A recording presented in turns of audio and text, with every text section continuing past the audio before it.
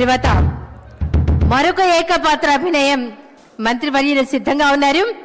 పల్నాటి వీరుడిగా బాలుడిగా పేరు పొందిన బ్రహ్మన్న కుమారుడిగా శౌర్య వీర ప్రతాపాలతో మరి తెలుగు వారందరినీ తట్టి లేపిన పలనాటి యువ వీర కిశోరం పాత్రలో బాలచంద్రుడి పాత్ర మనందరికీ తెలుసు.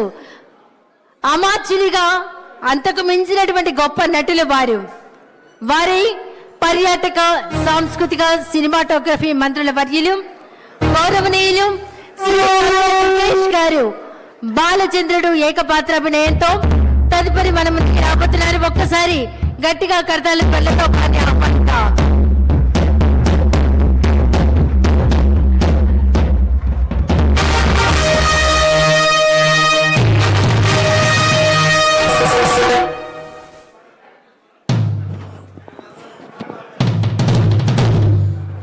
ఇది అడ్డొస్తుంది ఇది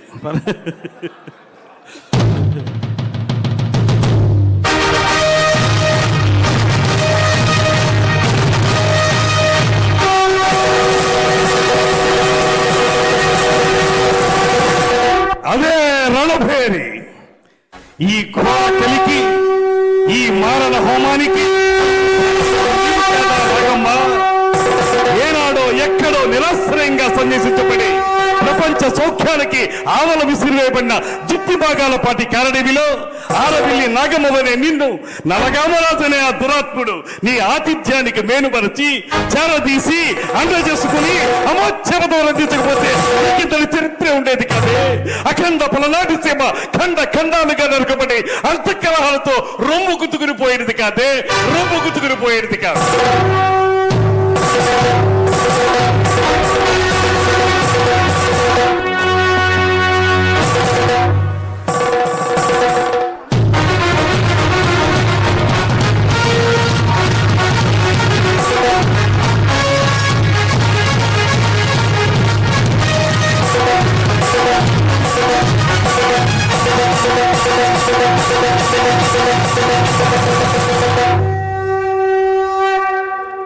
అలుపన్నది లేకుండా ఆశాంతం అద్భుతంగా పలికిన బాలచంద్రుడి ఏకపాత్రాభినయంలో అలా వచ్చి ఇలా మెప్పించినటువంటి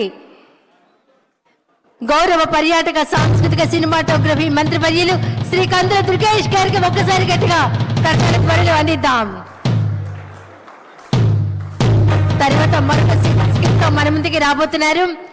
సమయం సందర్భం లేని ఎన్ ఈశ్వరరావు గారు, సుందరపు విజయ్ కుమార్ గారు, శాసనసభ్యుల బృందం.